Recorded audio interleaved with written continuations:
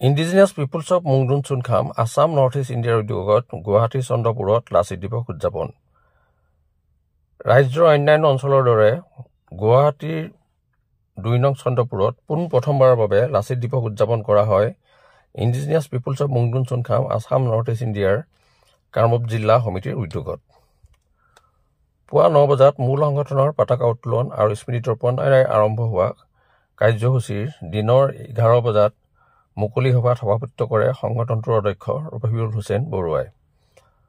উত্তৰ পূৰ্বাঞ্চল আৰু অসমৰ কেইবাটাও খিলঞ্জীয়া জাতীয় দল সংগঠনে অংশগ্ৰহণ কৰা উক্ত সভাত নাগা ষ্টুডেণ্ট ফেডাৰেশ্যনৰ গুৱাহাটী মহানগৰ জিলা সমিতিৰ প্ৰাক্তন সভাপতি ঘোষা চুফি, মণিপুৰী ডেভেলপমেণ্ট কাউন্সিলৰ অসমৰ কাৰ্যকৰী সদস্য হৰি সিং, অসম কোচ ৰাজমুখী সন্মিলনৰ উপসভাপতি খগেন্দ্ৰজিৎ ঠাকুৰীয়া, জাতীয়তাবাদ পুনৰ নিৰ্মাণ সমিতিৰ সম্পাদক ৰাজকুমাৰ বৈশ্য, মূল সংগঠনৰ মুখ্য উপদেষ্টা নীলাম্বৰ গগৈ, চন্দ্ৰপুৰ মহাবিদ্যালয়ৰ অধ্যাপক বীৰেন কলিতা, মূল সংগঠনৰ উপসভাপতি বিৰাজ গগৈ আৰু চন্দ্ৰপুৰৰ বিশিষ্ট সমাজকৰ্মী নিত্যানন্দ গগৈ, তাৰোপৰি বিশিষ্ট শিক্ষাবিদ সূৰ্যকমল গগৈয়ে বক্তব্য ৰাখে। বক্তাসকলে লাচিত দিৱসৰ তাৎপৰ্য আৰু বৰ্তমান পৰিস্থিতিত লাচিত বৰফুকনৰ নিষ্ঠা, কৰ্তব্যবোধ আৰু বীৰত্বৰ ওপৰত আলোকপাত কৰে। সভাত খিলঞ্জীয়াসকলৰ এখন সুকীয়া ৰাজনৈতিক মঞ্চ গঠন, খিলঞ্জীয়াৰ ঐতিহাসিক স্থান সংৰক্ষণ আৰু সংবৰ্ধনৰ বাবে এখন কমিটি গঠন আৰু তিনিদিনীয়াকৈ উত্তৰ পূৰ্বাঞ্চলৰ খিলঞ্জীয়াসকলৰ এখন সমাৱৰ্তন অনুষ্ঠিত কৰিবলৈ সিদ্ধান্ত গ্ৰহণ কৰা হয়। তাৰোপৰি মণিপুৰৰ বৰ্তমান পৰিস্থিতি সন্দৰ্ভত সমাধানৰ বাবে ৰাষ্ট্ৰপতি আৰু প্ৰধানমন্ত্ৰীলৈ স্মাৰকপত্ৰ প্ৰেৰণৰ বাবেও প্ৰস্তাৱ গ্ৰহণ কৰা হয়। সভাৰ উদ্দেশ্য ব্যাখ্যা কৰে মূল সংগঠনৰ সচিব প্ৰধান অনুপাৰণ ধৰাই। সন্ধিয়া বন্তি প্ৰজ্বলন কাৰ্যসূচীৰে উক্ত দিনৰ কাৰ্যসূচীৰ সামৰণি পৰে। Bureau report, Patkai TV. আমাৰ খিলঞ্জীয়া জনগণ মুংডুন চুনখাম অসম উত্তৰ পূৰ্বাঞ্চলৰ উপদেষ্টা চাও নীলাম্বৰ গগৈদেৱে আমাৰ এই জাতীয় বীৰজনাৰ নামত আমাৰ সংগঠনৰ পতাকা উত্তোলন কৰি আমাৰ সংগঠনৰ সকলোকে যি উৎসাহ প্ৰদান কৰিলে, এই অঞ্চলৰ ৰাইজক যি বাৰ্তা দিলে লাচিত বৰফুকন কোন আছিল তাৰ বিষয়ে যিখিনি কথা তেখেতৰ বক্তব্যত ৰাখিলে,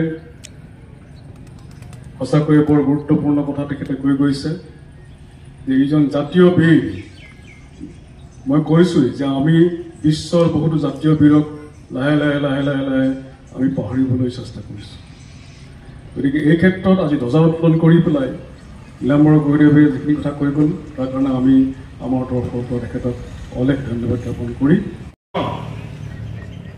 মহাবীৰ লাচিত বৰফুকন অসমীয়া জাতিৰ গৌৰৱ, স্বাভিমানৰ প্ৰতীক, তেখেত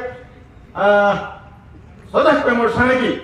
আপোনালোকে জানে দিল্লীৰ মোগলে অসম আক্ৰমণ কৰিবলৈ, অসম দখল কৰিবলৈ, অসম গ্ৰাস কৰিবলৈ তেওঁলোকে ১৭ বাৰ চেষ্টা কৰিছিলে। ১৪ শতিকাৰ পৰা ১৭ শতিকালৈকে এই ১৭ বাৰ তেওঁলোকে আক্ৰমণ কৰিছিলে। কিন্তু আহোমৰ নেতৃত্বত সন্মিলিত অসমীয়া সৈন্যই তেওঁলোকৰ এই পৰিকল্পনা, অসম ত্যাগ কৰা পৰিকল্পনা প্ৰতিহত কৰিছিল। গতিকেলৈ আজি এই উপক্ষণত আমাৰ জাতীয় বীৰ সেনাপতি লাচিত বৰফুকনক তেখেতলৈ আমি গভীৰ শ্ৰদ্ধাঞ্জলি জনাইছোঁ। আমি অসমীয়া জাতি তেখেতৰ প্ৰতি কৃতজ্ঞ। এই অসম নামৰ ভূখণ্ড আহোম ৰাজত্ব কালত এই ভূখণ্ডক মুংডুন চুনখাম নামেৰে জনাজাত আছিল। পাছলৈ এই ভূখণ্ড অসম নামেৰে পৰিচিত হ'ল। আমি অসমীয়া জাতি হিচাপে আজি বিশ্বত মুখ তুলি আছো এই মহাবীৰ লাচিত বৰফুকনৰ কাৰণে। গতিকেলৈ আপোনালোকে সকলোৱে জানে, বেছি কথা প্ৰয়োজন নাই। আজি এই দিনটোতে আহক আমি প্ৰতিজ্ঞাবদ্ধ হওঁ, সকলো খিলঞ্জীয়া অসমীয়া জাতি আমি ঐক্যবদ্ধ হৈ আমাৰ বিৰুদ্ধে যিসকলে ষড়যন্ত্ৰ কৰিছে তেওঁলোকক আমি প্ৰতিৰোধ কৰিব লাগিব। আৰু এটা কথা কৈ থৈ দিওঁ, আমাৰ এই মহাবীৰজনক হিন্দু বীৰ সজাবলৈ চেষ্টা কৰিছে এটা অপশক্তিয়ে। এই অপশক্তিক আমি প্ৰতিৰোধ কৰিব লাগিব, কাৰণ ভাবি লাচিত বৰফুকন কেতিয়াও হিন্দু নাছিল, তেখেত এজন ধৰ্ম নিৰপেক্ষ মহান অসমীয়া সেনাপতি আছিল, জাতীয় সেনাপতি আছিল। গতিকে লৈ তেখেতৰ আদৰ্শ আমি জীয়াই ৰাখিবই লাগিব। তেখেতৰ আদৰ্শ আৰু স্বদেশ প্ৰেমক আমি অনুকৰণ কৰি আমি অসমীয়া জাতিটো ৰক্ষা কৰিব লাগিব। গতিকে লৈ আমি আজি আমাৰ কাৰ্যসূচীত মানে আমাৰ সভা আছে, এই সভাত অসমীয়া খিলঞ্জীয়াসকলৰ ৰক্ষাৰ স্বাৰ্থত হয়তো আমি ৰাজনৈতিকভাৱে সংগঠিত আৰু ঐক্যবদ্ধ হ'ব লাগিব। এই বিষয়টো আজি আলোচনা কৰা হ'ব।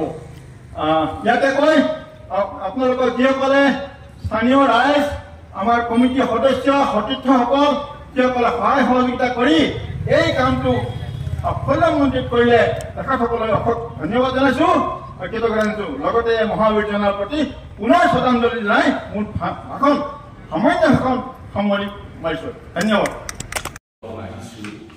আৰু মই আশংকা কৰিছোঁ যে আমাৰ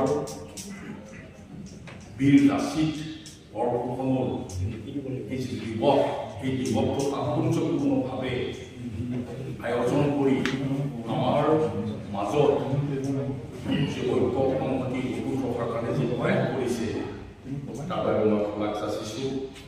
মই আন্তৰিক ধন্যবাদ জ্ঞাপন কৰিছোঁ অতিথিবৃন্দক।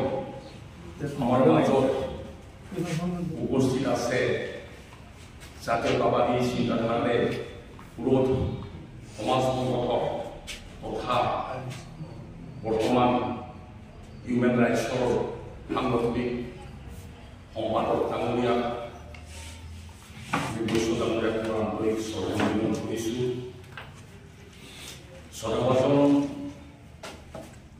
প্ৰতিনিধিবৰ্গ, আজিৰ এই সন্ধিক্ষণত আমি লাচিত বৰফুকনে কেনেধৰণে অসমখন উদ্ধাৰ কৰিলে, মোগলৰ প্ৰতাপী মোগলক কেনেধৰণে নদীয়াৰ গালে যুদ্ধ কৰি পৰাভূত কৰি আমাৰ যিটো সাৰ্বভৌমত্ব, আমাৰ যিটো স্বাধীনতা কেনেধৰণে আনি দিলে, তাক আমি নিশ্চয় স্মৰণ কৰাটো সুন্দৰ কাম লাগিব।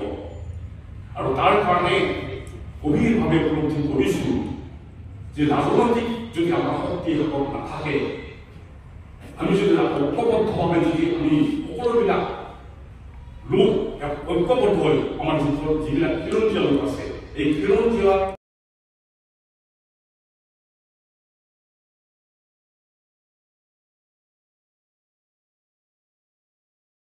through his life, he has shown the spirit of bravery and how he has worked for the people and how he has given his life for all of us. Now, because of him, as we all know that this present generation has been enjoying the sacrifices that he has done for us.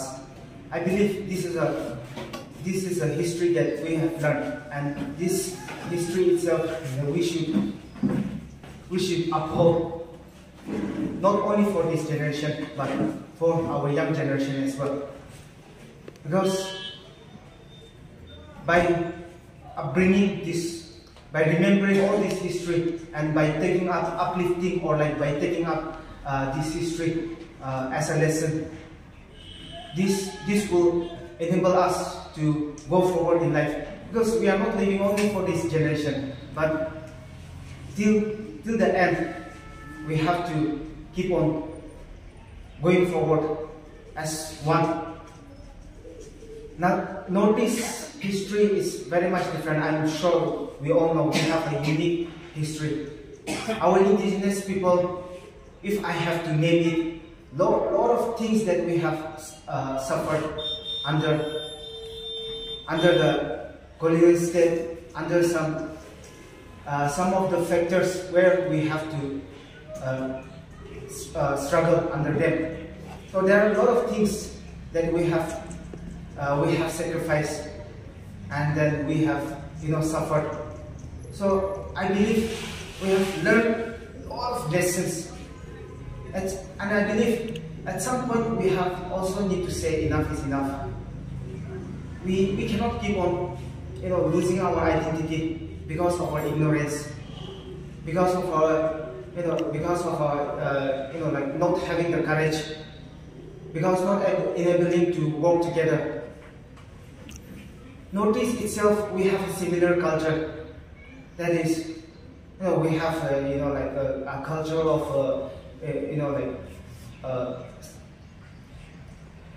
how we have struggled.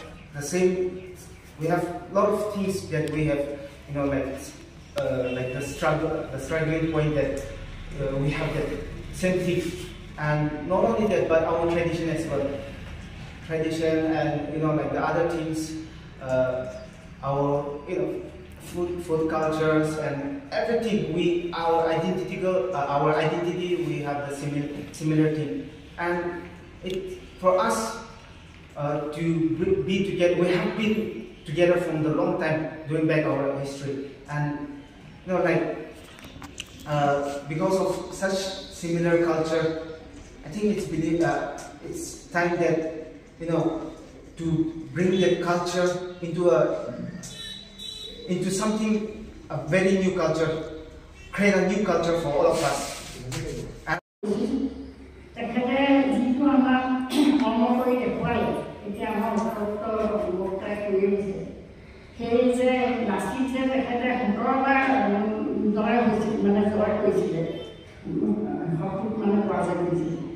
গতিকে আমি এটা কথা পদক্ষেপ ল'ব লাগিব।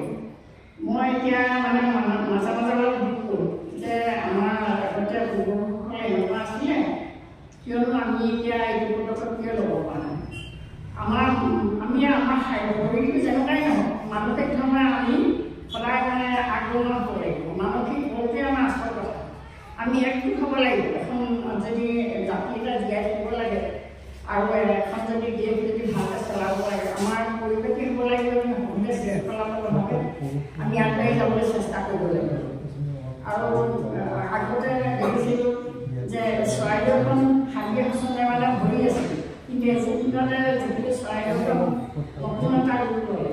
এতিয়া আমি চৰাইদেউলৈ য'ত মহিলাবিলাক ধুনীয়া এখন কেনেকৈ গেছে মই নাজানো আৰু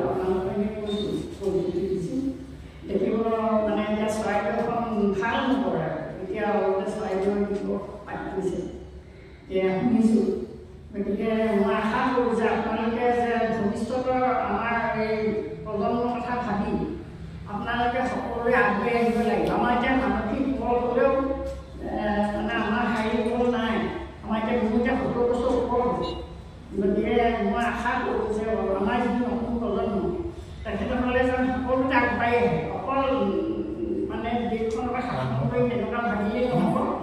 তেখেতে যেনেকৈ কালচাৰটো বিশেষকৈ আমাৰ যিটো কালচাৰ, সেই কালচাৰখনক আগবাঢ়ি আহিব লাগিব। আমি দেশে পোছাকটোৱে আমাৰ যিটো পৰম্পৰা আমি ল'ব লাগিব। আজিকালি দেখিছোঁ দেশ পোছাকবিলাক সময়ে সময়ে গৈ আছে। এইটো হ'ব নালাগে। আমি নিজকে নিজে আমি কেনেকৈ আমি হেৰি কৰি ৰাখোঁ, ভাল কৰি ৰাখোঁ, এই পৰম্পৰা আমি শ্ৰদ্ধাই বহন কৰিব লাগিব। আমাৰ আগতে দেখিছিলে মেখেলা চাদৰ পিন্ধে, বিহাও পিন্ধে। এতিয়া দেখিছোঁ সময়ে সময়ে বস্তুটো নাইকিয়া হৈ গৈ আছে। গতিকে মই কিবা দুখ কৰোঁ যে কাপোৰবিলাক এনেকৈ পিন্ধেনে মানুহে বাৰু। এতিয়া কৈ লাভ নাই। আমি যদি কওঁ আমাক কালিব লাগিব। এই বুঢ়াজনে কি আমাৰ পুৰণা কৃষ্টি বুলিয়ে কয়। আগতে আমাৰ এনেকুৱা নিয়ম আছিলে, আমি গান থাকে পাকঘৰত নহয়, গান থাকে চাহ নহয়। আজিকালি সেইবিলাক মানুহে ধৰা নাই। প্ৰায় মানুহবিলাক ব্যস্ত হৈছে, তেখেতসকলে চাকৰি হৈছে, বিভিন্ন কামত গৈছে। কিন্তু যিমানলৈকে পাৰোঁ আমি নিজৰ পৰা আমাৰ যিটো আমাৰ আছে, আমি হৈছে এতিয়া আহোম মানুহ।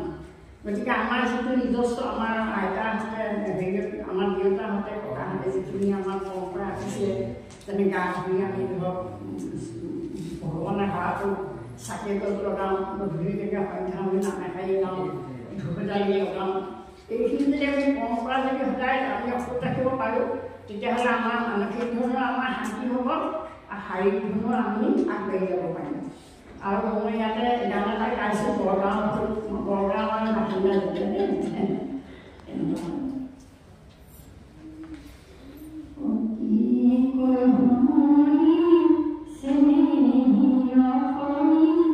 Singing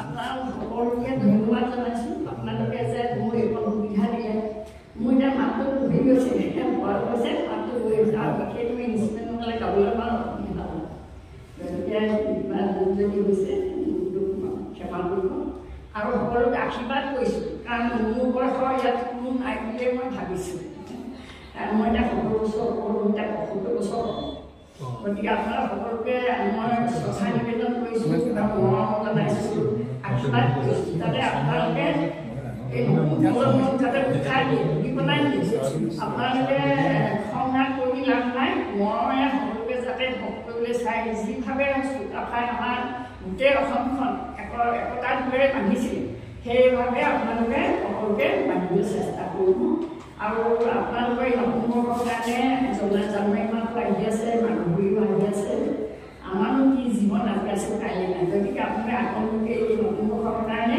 আপোনালোকে সকলোকে পইচা ওলাইছোঁ সকলো যেন ভালে ভালে থাক আপোনাৰ অনুষ্ঠানবিলাক যদি এইদৰে মানে সদায় জীয়াই থাকে এই কামনা কৰি আপোনালোকৰ ভগৱানৰ প্ৰাৰ্থনা কৰিছোঁ ধন্যবাদ নমস্কাৰ British people, these British who are now dwelling in England, now you England, though we welcome those Englishmen integrating the internationally, but they were once ruled this India. So, and the every Indian sacrificed their life to emancipate this India, this motherland, and for that region that sacrificed their life unitedly, and at last British were compelled to give India the freedom. That is the actual technique, and that is the actual technique of social technique and the religious techniques. If we unite, then we can defeat all the evil, all the devil thinkings, and we can replan and replace and repeal all the darkness from our mind and from the social what is going in India. So therefore I really thank a lot Mr. Fukuoka and giving me enforceable free side of you, sir. I expect that we shall meet you, we shall get you in our different meetings, and you will give your gracious presence and deliver your gracious lectures so that we can be united and we can fight against this devil rulers. We have to replace these devil rulers. Thank you. আৰু সেই সম্বন্ধে আমি যোৱা সময়খিনি অনুপাৰণ ধৰাৰ নেতৃত্বতে এটা অভিযান চলিছিল যদিও এক সংঘাত পৰিস্থিতিৰ সৃষ্টি হৈছিল সংঘাতময় পৰিস্থিতি আৰু যিবিলাক পৰিস্থিতি আচলতে চৰকাৰী পৃষ্ঠপোষকতাত হৈ আছে আৰু গোটেই কথাখিনি আমি যদি চাওঁ এতিয়া যিখিনি চিন্তাশীল মানুহ আছো আমি যিখিনিয়ে সঁচাকৈ আমি জাতিটো ৰক্ষাৰ কথা ভাবোঁ এইবিলাক আটাচবাজিৰে জাতি ৰক্ষা নকৰে জাতি ৰক্ষা কৰিব লাগিলে আমি যিখিনি চিন্তাশীল মানুহ মনে প্ৰাণে একলগ হৈ আমি যি কৰিলে জাতিটো ৰক্ষা কৰিব সেইখিনি কামহে আমি কৰিব লাগে আমাৰ এতিয়া গোটেই কথাখিনি যদি আমি চাওঁ এতিয়া লাচিত শৰাইঘাট এই কথাবিলাক এতিয়া পাহৰণি গৰ্ভত লাহে লাহে বিলীন হৈ গৈছে আজি অতি দুৰ্ভাগ্যজনক কথা আজি মোৰ সতি সন্ততিয়ে হয়তো লাচিত বৰফুকনৰ কথা এটা জাতি যদি বুৰঞ্জীখন নাথাকে তেতিয়াহ'লে জাতীয় পৰিচয় যদি নাথাকে জাতীয় অস্তিত্ব ক'ত থাকিব এই গোটেই কথাবিলাক আমি চাব লগা হৈছিল আজি 2014 চনৰ পৰা আমি কিছুমান অদ্ভুত পৰিস্থিতি লক্ষ্য কৰিছোঁ প্ৰথম শিলাপথাৰত কিছুমান বাহিৰা মানুহে আহি জ্যোতিপ্ৰসাদ আগৰৱালা আমাৰ ভূপেন হাজৰিকাৰ ফটো ভৰিৰে গছকি গামোচা গছকি যি আৰম্ভ কৰিছিল তাৰ পিছত পৰ্যায়ক্ৰমে আজিলৈকে বিভিন্ন দিশত আমি দেখিছোঁ যে আমাৰ ওপৰত এটা পৰিকল্পিতভাৱে এটা ষড়যন্ত্ৰ চলিছে আজি তাৰিখত কি সোণাৰাম ফিল্ডত কিছুমানে আয়োজন কৰিছিল বহুত প্ৰতিবাদ হ'ল কিন্তু যি ধৰণে প্ৰতিবাদ হ'ব লাগিছিল সেই ধৰণে হোৱা নাই আজি পৃথিৱীত আজি মহাৰাষ্ট্ৰ আজি যদি আমি শিৱাজীৰ বিষয়ে তাতে কিবা এটা কথা মানে শিৱাজীৰ বেয়া কথা নহয় শিৱাজীয়ে নকৰা আচৰণ এটা যদি তাতে কৰিলেওহেঁতেন কোনোবাই যদি কৰে তাত জীৱনতে ঘূৰি আহিব নোৱাৰে কথাটো আমি এই কথা জানো যে লাচিত বৰফুকনক লৈ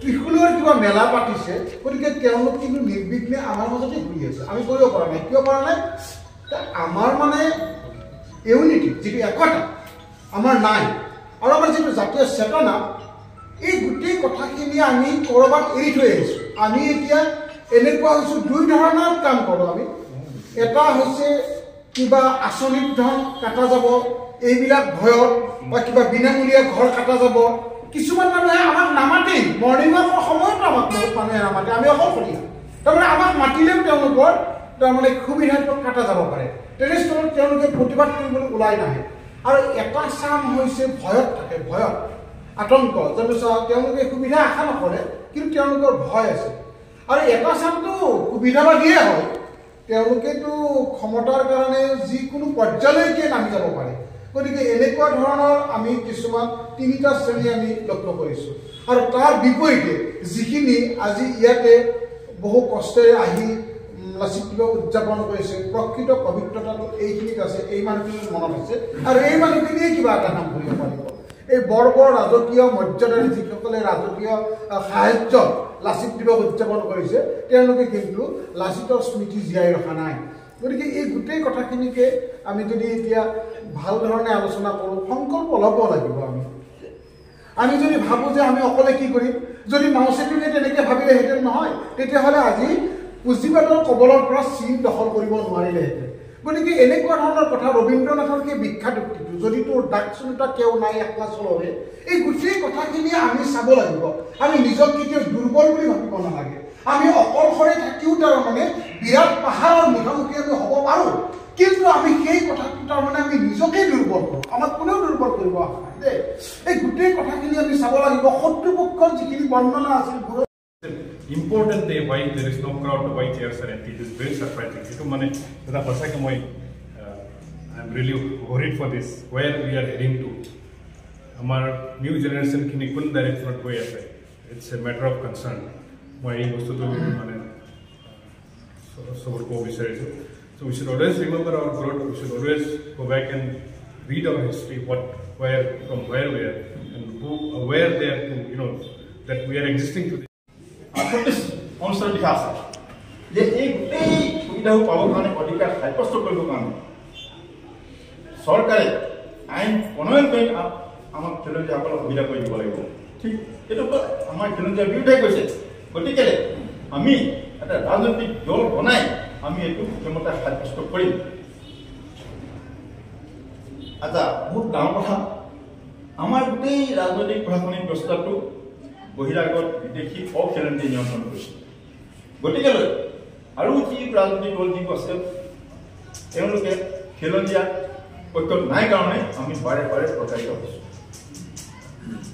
গতিকে এই ব্যৱস্থাটো আমি অৱসান ঘটাবলৈ হ'লে আমাৰ আজি যি ভয়ানক খিলঞ্জীয়াসকলৰ ভয়ানক যিটো অস্তিত্ব সংকট হৈছে এই সংকটটো প্ৰতিৰোধ কৰিবলৈ আমি ৰাজনৈতিক দল খুলিব লাগিব আৰু এই বৰ্তমানৰ দলসমূহক আমি ত্যাগ কৰিব লাগিব আৰু এইটো কৰি আমি নিজৰ ৰাজনৈতিক বিচক্ষণতা আৰু একতা আমি আৰু জাতীয় চেতনা আৰু দূৰদৰ্শিতা এই বস্তুবোৰ আমি দেখুৱাব লাগিব তেতিয়াহে আমি ৰক্ষা কৰিম তাৰ লগতে আৰু এটা কেনেকুৱা কথা কৈ দিওঁ আপোনালোকে বহুত কথা মন কৰা নাই এটা কথা মই মত কৈ দিওঁ অসম চুক্তি 6 দফা অনুসৰি যিটো অসমীয়া সংবিধান ৰক্ষা কৰিছে মই বস্তু চিন্তা কৰি চালোঁ কিন্তু বিষমতিপূৰ্ণ অদৰকাৰী গতিকে খিলঞ্জীয়াসকলে মানিব নোৱাৰে যে কাৰণটো কি চাওক 51 চনৰ ভিত্তিত বিভিন্ন লোকক সামৰি অসমীয়া সংঘত সামৰি ল'লে লগে লগে আমি খিলঞ্জীয়াখিনি গুৰুত্বহীন হৈ গ'ল তাতকৈ ডাঙৰ কথা এইটো সমস্যা সৃষ্টি কেনেকৈ হ'ব চাওক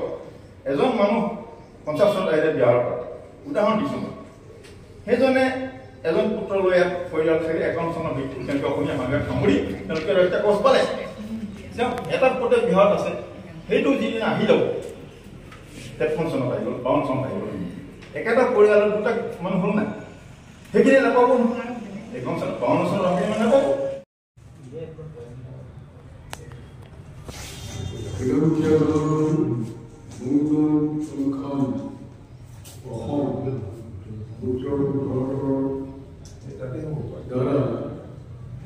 আৰু কামৰূপ মহানগৰ জিলা সমিতিৰ দ্বাৰা ৰুটিলৰ নিশ্চয়তা আছে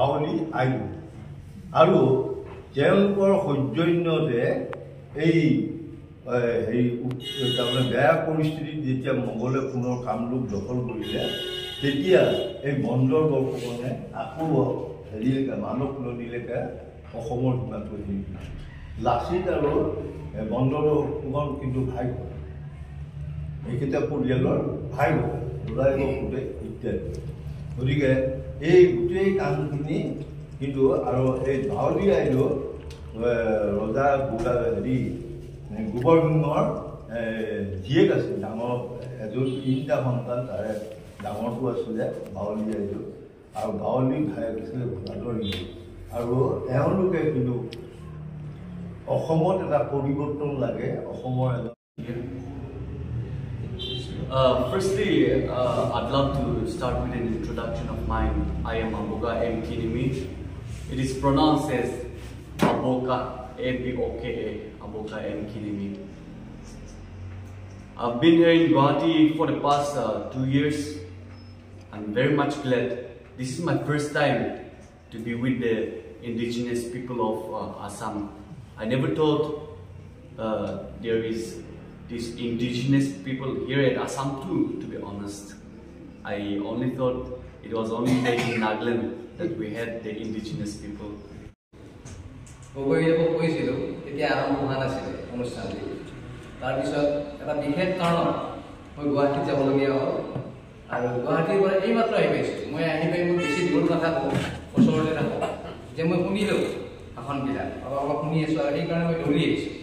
গতিকে শেষত আহি মোৰ বেয়াও লাগিছে যেই নহওক কিয় মঞ্চত ভৱিষ্যত মই আৰম্ভণিখিনি নাজানিলোঁ কাৰণে মই বিশেষভাৱে কোনে কি সংস্থাপন নে কি কৰিছোঁ মই নাজানো মঞ্চত ভৱিষ্যত সন্মানীয় বিশিষ্ট ব্যক্তিসকল ইণ্ডিজিনাছ পিপলছ অফ মুং ডুং চুং কাম আছাম নৰ্থ ইষ্ট ইণ্ডিয়াৰ কামৰূপ মহানগৰ জিলাৰ কমিটিৰ উদ্যোগত কেন্দ্ৰীয়ভাৱে আজি এই চন্দ্ৰপুৰত লাচিত দিৱসটি উদযাপন কৰাৰ কাৰণে আপোনালোকলৈ মই বৰ অশেষ কৃতজ্ঞতা জ্ঞাপন কৰিছোঁ আজি নতুন মুখ কেইখনমান দেখিছোঁ যদিও সংখ্যাত তাকৰ মই আগতেই কৈছোঁ যে মই বৰ পৰমকৈ আহিছোঁ যে নতুন মুখ কেইখনমান দেখিছোঁ নতুন উদ্দীপনা দেখিছোঁ নতুন সম্ভাৱনা দেখিছোঁ আৰু আমাৰ বীৰ গুৰু লাচিত বৰফুকনৰ আজিৰ এই তেখেতৰ যি দিৱস তাত আপোনালোকে উপস্থিত হৈছে ধন্য মানিছোঁ এটা গৰিহণা প্ৰস্তাৱ গ্ৰহণ কৰা হ'ল এইটো ভালকৈ যুগুত কৰিব খিলঞ্জীয়াৰ এটা ৰাজনৈতিক সংগঠন ৰাজনৈতিক দল গঠনৰ পোহপাল কিন্তু সংগঠনৰ পুঁজি সংগ্ৰহৰ ওপৰত অত্যাধিক গুৰুত্ব উত্তৰ পূৰ্বাঞ্চলৰ সকলো মংগোলীয় জাতি জনগোষ্ঠী সন্মিলিত খিলঞ্জীয়া মংগোলীয় নহয় খিলঞ্জীয়া মংগোলীয় জাতি জনগোষ্ঠী মংগোলীয় নহয় এই কথাখিনিৰ ওপৰত আমাৰ হ'বলগীয়া ভৱিষ্যত হ'বলগীয়া এইখিনি কথা বিশেষকৈ সিদ্ধান্ত হিচাপে লোৱা হৈছে ইয়াৰ ওপৰত আমাৰ আহিবলগীয়া দিনত যিখন সভা তাত গুৰুত্ব আৰোপ কৰিব